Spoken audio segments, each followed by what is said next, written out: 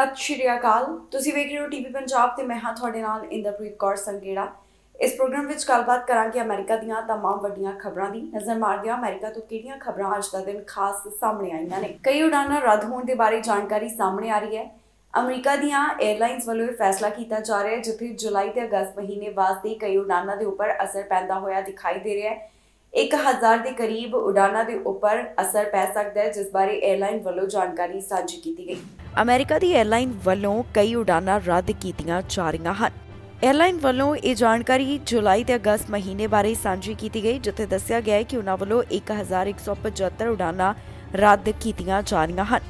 ਦਰਅਸਲ American airlines group ਇਨਕਾਰਪੋਰੇਸ਼ਨ ਵੱਲੋਂ pilots ਨੂੰ ਇਹ ਜਾਣਕਾਰੀ ਦੇ ਦਿੱਤੀ ਗਈ ਹੈ ਕਿ ਉਨ੍ਹਾਂ ਵੱਲੋਂ ਜੁਲਾਈ ਤੇ ਅਗਸਤ ਮਹੀਨੇ ਵਾਸਤੇ 1175 ਉਡਾਨਾਂ ਰੱਦ ਕੀਤੀਆਂ ਜਾ ਰਹੀਆਂ ਹਨ। ਇਸ ਦਾ ਕੀ ਕਾਰਨ ਹੈ, ਇਹ ਵੀ ਉਹਨਾਂ ਵੱਲੋਂ ਸਾਂਝਾ ਕੀਤਾ ਗਿਆ ਕਿ ਆਖਿਰਕਾਰ ਇਹ ਉਡਾਨਾਂ ਕਿਉਂ ਘੱਟ ਕੀਤੀਆਂ ਜਾ ਰਹੀਆਂ ਨੇ। ਦੱਸ ਦਈਏ ਕਿ ਯਾਤਰੀਆਂ ਦੀ ਯਾਤਰਾ ਦੀ ਵੱਧ ਰਹੀ ਮੰਗ ਨੂੰ ਧਿਆਨ ਵਿੱਚ ਰੱਖਦਿਆਂ ਹੀ ਅਮਰੀਕਾ ਦੀ 에ਅਰਲਾਈਨ ਵੱਲੋਂ ਇਹ ਫੈਸਲਾ ਲਿਆ ਗਿਆ। ਉਡਾਨਾਂ ਨੂੰ ਪ੍ਰੀ ਪੈਂਡੈਮਿਕ ਲੈਵਲ ਦੇ ਉੱਪਰ ਲਿਆਉਣ ਦੇ ਲਈ ਲਗਾਤਾਰ ਕੋਸ਼ਿਸ਼ਾਂ ਕੀਤੀਆਂ ਜਾ ਰਹੀਆਂ ਹਨ। ਦੱਸਣਯੋਗ ਹੈ ਕਿ ਡੈਲਟਾ 에ਅਰਲਾਈਨ ਇਨਕਾਰਪੋਰੇਸ਼ਨ ਵੱਲੋਂ ਵੀ ਆਪਣੇ ਪਾਇਲਟ ਨੂੰ ਇਹ ਗੱਲ ਸਾਂਝੀ ਕੀਤੀ ਗਈ ਹੈ ਕਿ ਉਹਨਾਂ ਦੀਆਂ ਉਡਾਨਾਂ ਉੱਪਰ ਵੀ ਅਸਰ ਪੈ ਸਕਦਾ ਹੈ। ਇਸ ਤੋਂ ਇਲਾਵਾ ਐਟਲਾਂਟਾ ਬੇਸਡ 에ਅਰਲਾਈਨ ਵੱਲੋਂ ਕਿਹਾ ਗਿਆ ਕਿ ਉਹਨਾਂ ਵੱਲੋਂ ਜੂਨ ਮਹੀਨੇ ਆਪਣੇ ਸਾਰੇ ਆਪਰੇਸ਼ਨ ਜਾਰੀ ਰੱਖੇ ਗਏ। ਜ਼ਿਕਰਯੋਗ ਹੈ ਕਿ ਕੋਰੋਨਾ ਪੈਂਡੈਮਿਕ ਤੋਂ ਬਾਅਦ ਪਾਬੰਦੀਆਂ ਹਟਾਏ ਜਾਣ ਤੇ ਇਹ ਨਜ਼ਰ ਆ ਰਿਹਾ ਹੈ ਕਿ ਯਾਤਰੀ ਕਾਫੀ ਉਤਸ਼ਾਹਿਤ ਹੋ ਕੇ ਯਾਤਰਾ ਕਰ ਰਹੇ ਨੇ, ਪਰ ਇਸੇ ਦੇ ਨਾਲ ਹੀ ਯਾਤਰਾ ਦੀ ਵੱਧ ਰਹੀ ਮੰਗ ਨੂੰ ਲੈ ਕੇ 에ਅਰਪੋਰਟ ਦੇ ਉੱਪਰ ਵੀ ਪਰੇਸ਼ਾਨੀ ਦਾ ਸਾਹਮਣਾ ਇਹਨਾਂ ਯਾਤਰੀਆਂ ਨੂੰ ਕਰਨਾ ਪੈ ਰਿਹਾ ਹੈ। ਡਿਜ਼ਨੀਲੈਂਡ ਦੇ ਵਿੱਚ ਇੱਕ ਵੱਡਾ ਝਗੜਾ ਹੋਇਆ, ਜਿਸ ਤੋਂ ਬਾਅਦ ਇੱਕ ਵਿਅਕਤੀ ਨੂੰ ਹਸਪਤਾਲ ਵਿੱਚ ਭਰਤੀ ਕਰਵਾਇਆ ਗਿਆ ਤੇ 3 ਜਾਣਿਆਂ ਨੂੰ ਜੇਲ੍ਹ ਹੋਈ ਹੈ। ਦੱਸ ਦਈਏ ਕਿ ਜਿਸ ਪਰਿਵਾਰ ਵੱਲੋਂ ਡਿਜ਼ਨੀਲੈਂਡ ਦੇ ਵਿੱਚ ਇਹ ਝਗੜਾ ਕੀਤਾ ਗਿਆ, ਉਹਨਾਂ ਦੇ ਉੱਪਰ ਹਮੇਸ਼ਾ ਲਈ ਰੋਕ ਲਗਾ ਦਿੱਤੀ ਗਈ ਹੈ ਕਿ ਉਹ ਡਿਜ਼ਨੀਲੈਂਡ ਦੇ ਵਿੱਚ ਦਾਖਲ ਨਹੀਂ ਹੋ ਸਕਦੇ। ਵਾਲਟ ਡਿਜ਼ਨੀ ਵਿਖੇ ਝਗੜਾ ਹੋ ਗਿਆ, ਜਿਸ ਤੋਂ ਬਾਅਦ ਇੱਕ ਨੂੰ ਹਸਪਤਾਲ ਵਿੱਚ ਭਰਤੀ ਕਰਵਾਇਆ ਗਿਆ ਤੇ 3 ਜਾਣਿਆਂ ਨੂੰ ਹਿਰਾਸਤ ਅੰਦਰ ਲਏ ਜਾਣ ਦੀ ਖਬਰ ਸਾਹਮਣੇ ਆ ਰਹੀ ਹੈ। ਦੱਸ ਦਈਏ ਕਿ ਵਾਲਟ ਡਿਜ਼ਨੀ ਅੰਦਰ ਕਾਫੀ ਜ਼ਿਆਦਾ ਝਗੜਾ ਹੋਣ ਦੇ ਬਾਰੇ ਜਾਣਕਾਰੀ ਦਿੱਤੀ ਗਈ ਹੈ। ਇਸ ਮੌਕੇ ਦੀ video wallet Disney world news today ਵੱਲੋਂ ਸਾਂਝੀ ਕੀਤੀ ਗਈ, ਜਿਸ ਵਿੱਚ ਵੇਖਿਆ ਜਾ ਸਕਦਾ ਹੈ ਕਿ ਕਿਵੇਂ ਕੁਝ ਲੋਕ ਆਪਸ ਦੇ ਵਿੱਚ ਝਗੜਾ ਕਰ ਰਹੇ ਨੇ। ਹੁਣ ਡਿਪਟੀਜ਼ ਵੱਲੋਂ ਇਸ ਸੰਬੰਧ ਵਿੱਚ ਕਾਰਵਾਈ ਕੀਤੀ ਜਾ ਰਹੀ ਹੈ। ਉਹਨਾਂ ਵੱਲੋਂ 3 ਜਾਣਿਆਂ ਨੂੰ ਹਿਰਾਸਤ ਵਿੱਚ ਲਿਆ ਗਿਆ, ਜਿਸ ਬਾਰੇ ਔਰੰਜ ਕਾਉਂਟੀ ਸ਼ੈਰਿਫਸ ਆਫਿਸ ਵੱਲੋਂ ਜਾਣਕਾਰੀ ਸਾਂਝੀ ਕੀਤੀ ਗਈ। ਇਸ ਤੋਂ ਇਲਾਵਾ ਉਹਨਾਂ ਕਿਹਾ ਕਿ ਹਲਕੀਆਂ ਸੱਟਾਂ ਲੱਗਣ ਦੇ ਕਾਰਨ ਇੱਕ ਵਿਅਕਤੀ ਨੂੰ ਜ਼ਖਮੀ ਹਾਲਤ ਵਿੱਚ ਹਸਪਤਾਲ ਭਰਤੀ ਕਰਵਾਇਆ ਗਿਆ। ਇੱਥੇ ਜੋ ਵਾਲਟ ਡਿਜ਼ਨੀ ਅੰਦਰ ਝਗੜਾ ਹੋਇਆ, ਉਸ ਦੀ ਵੀਡੀਓ ਸੋਸ਼ਲ ਮੀਡੀਆ ਉੱਪਰ ਵੀ ਕਾਫੀ ਜ਼ਿਆਦਾ ਵਾਇਰਲ ਹੋ ਰਹੀ ਹੈ, ਜਿੱਥੇ ਵੇਖਿਆ ਜਾ ਸਕਦਾ ਹੈ ਕਿ ਝਗੜਾ ਕਿਸ ਕਦਰ ਵੱਧ ਗਿਆ। ਪਰਿਵਾਰ ਦੇ ਕੁਝ ਮੈਂਬਰਸ ਜਿਨ੍ਹਾਂ ਨੇ ਇੱਕੋ ਜਿਹੇ ਲਾਲ ਰੰਗ ਦੇ ਸ਼ਾਰਟਸ ਪਾਏ ਹੋਏ ਸਨ ਤੇ ਉਹਨਾਂ ਨੇ ਚਿੱਟੇ ਰੰਗ ਦੀ ਵਾਈਟ ਡਿਜ਼ਨੀ ਥੀਮ ਵਾਲੀ ਟੀ-ਸ਼ਰਟ ਪਹਿਨੀ ਹੋਈ ਸੀ, ਉਹ ਕੁਝ ਲੋਕਾਂ ਨਾਲ ਝਗੜਾ ਕਰਦੇ ਹੋਏ ਦਿਖਾਈ ਦਿੱਤੇ। ਫਿਲਹਾਲ ਅਜੇ ਤੱਕ ਇਹ ਸਪਸ਼ਟ ਨਹੀਂ ਹੋ ਸਕਿਆ ਕਿ ਇੱਥੇ ਝਗੜਾ ਕਿਹੜੀ ਗੱਲ ਤੋਂ ਸ਼ੁਰੂ ਹੋਇਆ। ਇਹ ਕਾਰਨ ਅਜੇ ਪਤਾ ਲਗਾਉਣ ਦੀ ਕੋਸ਼ਿਸ਼ ਕੀਤੀ ਜਾ ਰਹੀ ਹੈ। ਝਗੜਾ ਤਾਂ ਚਾਹੇ ਖਤਮ ਹੋ ਗਿਆ, ਪਰ ਹੁਣ ਇਹ ਖਬਰ ਸਾਹਮਣੇ ਆ ਰਹੀ ਹੈ ਕਿ ਜਿਸ ਪਰਿਵਾਰ ਵੱਲੋਂ ਇੱਥੇ ਝਗੜਾ ਕੀਤਾ ਗਿਆ, ਉਹਨਾਂ ਨੂੰ ਹਮੇਸ਼ਾ ਵਾਸਤੇ ਡਿਜ਼ਨੀ ਤੋਂ ਬੈਨ ਕਰ ਦਿੱਤਾ ਗਿਆ ਹੈ, ਭਾਵ ਕਿ ਉਹ ਇੱਥੇ ਦਾਖਲਾ ਨਹੀਂ ਲੈ ਸਕਣਗੇ। ਜ਼ਿਕਰਯੋਗ ਹੈ ਕਿ ਵਾਲਟ ਡਿਜ਼ਨੀ ਵਿੱਚ ਝਗੜੇ ਦਾ ਮਾਮਲਾ ਪਹਿਲਾਂ ਵੀ ਸਾਹਮਣੇ ਆਇਆ ਸੀ, ਜਿੱਥੇ ਲਾਸ ਐਂਜਲਸ ਟਾਈਮਜ਼ ਦੇ ਦੱਸਣ ਮੁਤਾਬਕ ਪਿਛਲੇ ਵੀਕਐਂਡ ਕੁਝ ਜਾਣੇ ਆਪਸ ਦੇ ਵਿੱਚ ਝਗੜਾ ਕਰਦੇ ਹੋਏ ਦਿਖਾਈ ਦਿੱਤੇ। ਇਹ ਟੀਨੇਜਰ ਸਨ। ਇਸ ਤੋਂ ਇਲਾਵਾ 2019 ਦੇ ਵਿੱਚ ਵੀ ਇਹ ਦਿਖਾਈ ਦਿੱਤਾ ਸੀ, ਜਿੱਥੇ ਇੱਕ ਪਰਿਵਾਰ ਦਾ ਝਗੜਾ ਹੋ ਗਿਆ। ਮੌਂਕੀਪੌਕਸ ਵਾਇਰਸ ਦਾ ਫੈਲਾਅ ਹੁਣ ਤੱਕ ਕਈ ਦੇਸ਼ਾਂ ਵਿੱਚ ਹੋ ਚੁੱਕਿਆ ਹੈ। ਅਮਰੀਕਾ ਵਿੱਚ ਵੀ ਇਸ ਨਾਲ ਜੁੜੇ ਹੋਏ ਕਈ ਮਾਮਲੇ ਸਾਹਮਣੇ ਆ ਚੁੱਕੇ ਨੇ, ਪਰ ਇਹ ਵੀ ਪਤਾ ਚੱਲਿਆ ਕਿ 2 ਬੱਚੇ ਵੀ ਇਸ ਵਾਇਰਸ ਦੀ ਲਪੇਟ ਵਿੱਚ ਆਏ ਹਨ। ਇਹਨਾਂ ਬੱਚਿਆਂ ਦੇ ਬਾਰੇ ਅਧਿਕਾਰੀਆਂ ਵੱਲੋਂ ਜਾਣਕਾਰੀ ਦਿੱਤੀ ਗਈ।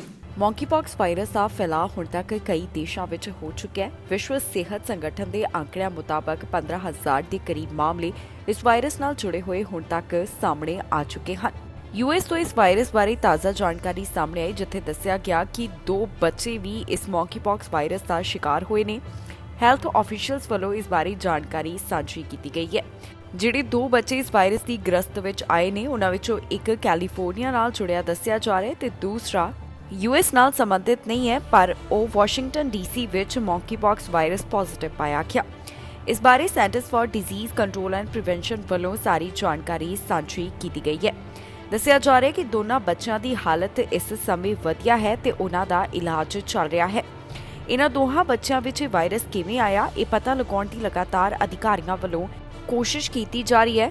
ਫਿਲਹਾਲ ਇਸ ਬਾਰੇ ਬਹੁਤੀ ਡਿਟੇਲ ਉਹਨਾਂ ਵੱਲੋਂ ਜਨਤਕ ਨਹੀਂ ਕੀਤੀ ਗਈ। ਦੱਸ ਦਈਏ ਕਿ ਵੱਖ-ਵੱਖ ਦੇਸ਼ਾਂ ਵਿੱਚ ਹੁਣ ਤੱਕ ਇਸ ਨਾਲ ਜੁੜੇ ਹੋਏ ਕਈ ਕੇਸਿਸ ਦਰਜ ਕੀਤੇ ਜਾ ਰਹੇ ਨੇ। ਸਭ ਤੋਂ ਪਹਿਲਾਂ ਅਫਰੀਕੀ ਦੇਸ਼ਾਂ ਦੇ ਵਿੱਚ ਇਸ ਦੀ ਪੁਸ਼ਟੀ ਹੋਈ ਸੀ। ਅਮਰੀਕਾ ਵਿੱਚ ਹੁਣ ਤੱਕ 2000 ਤੋਂ ਵੱਧ ਇਸ ਵਾਇਰਸ ਦੇ ਮਾਮਲੇ ਦਰਜ ਕੀਤੇ ਜਾ ਚੁੱਕੇ ਨੇ। ਹੁਣ ਤੱਕ 2500 ਮਾਮਲਿਆਂ ਦੀ ਪੁਸ਼ਟੀ ਹੋ ਚੁੱਕੀ ਹੈ। ਮੌਂਕੀਪੌਕਸ ਵਾਇਰਸ ਨੂੰ ਹੈਲਥ ਐਮਰਜੈਂਸੀ ਐਲਾਨ ਕਰ ਦਿੱਤਾ ਗਿਆ ਹੈ। ਵਿਸ਼ਵ ਸਿਹਤ ਸੰਗਠਨ ਵੱਲੋਂ ਇਸ ਨੂੰ ਲੈ ਕੇ ਵਿਚਾਰ ਕੀਤਾ ਜਾ ਰਿਹਾ ਸੀ ਤੇ ਹੁਣ ਉਹਨਾਂ ਵੱਲੋਂ ਇਸ ਵਾਇਰਸ ਨੂੰ ਹੈਲਥ ਐਮਰਜੈਂਸੀ ਐਲਾਨ ਕਰ ਦਿੱਤਾ ਗਿਆ। ਦੱਸ ਦਈਏ ਕਿ ਹੁਣ ਤੱਕ ਇਸ ਵਾਇਰਸ ਨਾਲ ਜੁੜੇ ਹੋਏ 16000 ਦੇ ਕਰੀਬ ਮਾਮਲਿਆਂ ਦੀ ਪੁਸ਼ਟੀ ਹੋ ਚੁੱਕੀ ਹੈ। ਮੌਂਕੀਪੌਕਸ ਵਾਇਰਸ ਨੂੰ ਵਿਸ਼ਵ ਸਿਹਤ ਸੰਗਠਨ ਵੱਲੋਂ ਗਲੋਬਲ ਹੈਲਥ ਐਮਰਜੈਂਸੀ ਐਲਾਨ ਕਰ ਦਿੱਤਾ ਗਿਆ ਹੈ। ਜੀ ਹਾਂ, ਵਿਸ਼ਵ ਸਿਹਤ ਸੰਗਠਨ ਵੱਲੋਂ ਹੁਣ ਮੌਂਕੀਪੌਕਸ ਆਊਟਬ੍ਰੇਕਸ ਨੂੰ ਪਬਲਿਕ ਹੈਲਥ ਐਮਰਜੈਂਸੀ ਦੇ ਤੌਰ ਤੇ ਦੇਖਿਆ ਜਾ ਰਿਹਾ ਹੈ। ਉਹਨਾਂ ਵੱਲੋਂ ਇਸ ਦਾ ਐਲਾਨ ਇੱਕ ਵਰਚੁਅਲ ਪ੍ਰੈਸ ਕਾਨਫਰੰਸ ਰਾਹੀਂ ਕੀਤਾ ਗਿਆ, ਜਿੱਥੇ ਵਿਸ਼ਵ ਸਿਹਤ ਸੰਗਠਨ ਦੇ ਡਾਇਰੈਕਟਰ ਜਨਰਲ ਵੱਲੋਂ ਇਸ ਬਾਰੇ ਜਾਣਕਾਰੀ ਸਾਂਝੀ ਕੀਤੀ ਗਈ। ਦੱਸ ਦਈਏ ਕਿ ਹੁਣ ਤੱਕ ਮੌਂਕੀਪੌਕਸ ਵਾਇਰਸ ਦੇ ਕਈ ਮਾਮਲੇ ਸਾਹਮਣੇ ਆ ਚੁੱਕੇ ਨੇ। ਇਸ ਦਾ ਫੈਲਾਅ 74 ਦੇਸ਼ਾਂ ਦੇ ਵਿੱਚ ਨਜ਼ਰ ਆ ਰਿਹਾ ਹੈ।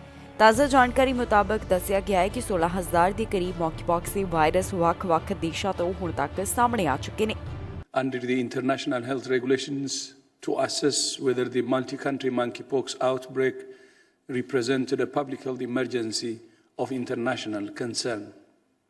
At that meeting, while differing views were expressed, the committee resolved by consensus that the outbreak did not represent a public health emergency of international concern. At the time, 3,040 cases of monkeypox had been reported to WHO from 47 countries. Since then, the outbreak has continued to grow, and there are now more than 16,000 reported cases from 75 countries and territories and 5 deaths. In light of the evolving outbreak, I reconvened the committee on Thursday of this week to review the latest data and advise me accordingly. I thank the committee for its careful consideration of the evidence and issues. On this occasion, the committee was unable to reach a consensus on whether the outbreak represents a public health emergency of international concern. ਰਾਸ਼ਟਰਪਤੀ ਜੋ Biden corona virus ਦੀ ਲਪੇਟ ਵਿੱਚ ਆਏ ਨੇ। ਉਹਨਾਂ ਦੀ ਸਿਹਤ ਦੀ update ਹੁਣ ਅਧਿਕਾਰੀਆਂ ਵੱਲੋਂ ਦਿੱਤੀ ਗਈ ਹੈ। ਦੱਸਿਆ ਜਾ ਰਿਹਾ ਹੈ ਕਿ ਬਾਈਡਨ ਕਿਸ ਤਰ੍ਹਾਂ ਮਹਿਸੂਸ ਕਰ ਰਹੇ ਹਨ। ਦੱਸ ਦਈਏ ਕਿ ਪਿਛਲੇ ਦਿਨੀ ਵਾਇਰਸ ਦੀ ਲਪੇਟ ਵਿੱਚ ਜੋ ਬਾਈਡਨ ਆਏ ਸਨ ਤੇ ਉਹਨਾਂ ਨੇ ਦੱਸਿਆ ਕਿ ਉਹਨਾਂ ਵੱਲੋਂ ਕੋਵਿਡ-19 ਵੈਕਸੀਨ ਤੇ ਬੂਸਟਰ ਡੋਜ਼ ਹਾਸਲ ਕੀਤੇ ਗਏ ਤੇ ਉਹ ਬਿਹਤਰ ਮਹਿਸੂਸ ਕਰ ਰਹੇ ਨੇ। ਅਮਰੀਕਾ ਦੇ ਰਾਸ਼ਟਰਪਤੀ ਜੋ ਬਾਈਡਨ ਕੋਰੋਨਾ ਪੋਜ਼ਿਟਿਵ ਪਾਏ ਗਏ ਤੇ ਉਹਨਾਂ ਨੂੰ ਕੋਰੋਨਾ ਦੇ ਹਲਕੇ ਲੱਛਣ ਹਨ। ਬਾਈਡਨ ਦੀ ਸਿਹਤ ਦੇ ਬਾਰੇ ਵਾਈਟ ਹਾਊਸ ਵੱਲੋਂ ਤਾਜ਼ਾ ਜਾਣਕਾਰੀ ਸਾਂਝੀ ਕੀਤੀ ਗਈ, ਜਿੱਥੇ ਉਹਨਾਂ ਦੱਸਿਆ ਕਿ ਇਸ ਸਮੇਂ ਉਹਨਾਂ ਦੀ ਸਿਹਤ ਦੇ ਕੀ ਹਾਲ ਹਨ। ਦੱਸ ਦਈਏ ਕਿ ਰਾਸ਼ਟਰਪਤੀ ਜੋ ਬਾਈਡਨ ਵੱਲੋਂ ਕੋਵਿਡ-19 ਵੈਕਸੀਨ ਦੇ 4 ਟੀਕੇ ਜਾਣੀ ਕਿ 2 ਡੋਜ਼ ਤੇ 2 ਬੂਸਟਰ ਡੋਜ਼ ਹਾਸਲ ਕੀਤੇ ਹੋਏ ਹਨ। ਉਹਨਾਂ ਨੇ ਖੁਦ ਨੂੰ ਆਈਸੋਲੇਟ ਕੀਤਾ ਹੈ ਤੇ ਉਹ ਆਪਣਾ ਘਰ ਤੋਂ ਹੀ ਕੰਮ ਕਰ ਰਹੇ ਹਨ। ਰਾਸ਼ਟਰਪਤੀ ਬਾਈਡਨ ਵੱਲੋਂ ਖੁਦ ਵੀ ਆਪਣੀ ਸਿਹਤ ਦੇ ਬਾਰੇ ਟਵੀਟ ਕਰਦਿਆਂ ਜਾਣਕਾਰੀ ਸਾਂਝੀ ਕੀਤੀ ਸੀ, ਜਿੱਥੇ ਉਹਨਾਂ ਦੱਸਿਆ ਕਿ ਉਹ ਠੀਕ ਮਹਿਸੂਸ ਕਰ ਰਹੇ ਹਨ ਤੇ ਉਹਨਾਂ ਨੂੰ ਕੋਰੋਨਾ ਵਾਇਰਸ ਦੇ ਹਲਕੇ ਲੱਛਣ ਹੀ ਹਨ। His voice is deeper this morning. His pulse, blood pressure, respiratory rate, and oxygen saturation remain entirely normal on room air. The president is tolerating treatment well. We will continue Paxlovid as planned. His symptoms will be treated supportively with oral hydration, Tylenol, and albuterol inhaler that he uses as needed. His Eliquis and Crestor are being held during Paxlovid treatment and for several days after his last dose. During this time, it is reasonable to add low-dose aspirin as an alternative type of blood thinner. As I stated previously, the president is fully vaccinated and twice boosted, so I anticipate that he will respond favorably as most maximally protected patients do. There has been nothing in the course of his illness thus far which gives me cause to alter the initial expectation.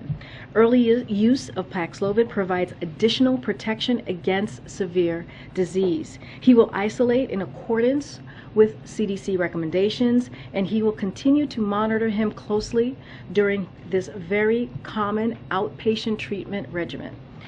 As promised, I will keep your office updated with any changes in his condition or treatment plan, respectively, Kevin C. O'Connor. So I also wanted to update you on what the president has been up to and how he's continuing to work hard on behalf of the American people. Last night, the president signed the baby formula bill Congress passed. He also spoke with Senator Carper to see how he was feeling and to the hosts of yesterday's DNC event to thank them for their flexibility. This morning, the president received the president's daily briefing virtually, as you all know. ਇਹ ਸਨ ਕੁਝ ਖਬਰਾਂ ਜਿਹੜੀਆਂ ਅੱਜ ਦੇ ਦਿਨ America ਤੋਂ ਸਾਹਮਣੇ ਆਈਆਂ। ਬਾਕੀ ਖਬਰਾਂ ਲਈ ਤੁਸੀਂ ਬਣੇ ਰਹੋ ਟੀਵੀ ਪੰਜਾਬ ਨਾਲ। ਫਿਲਹਾਲ ਮੈਨੂੰ ਇੰਦਰਪ੍ਰੀਤ ਕੌਰ ਸੰਗੇੜਾ ਨੂੰ ਦਿਓ ਇਜਾਜ਼ਤ।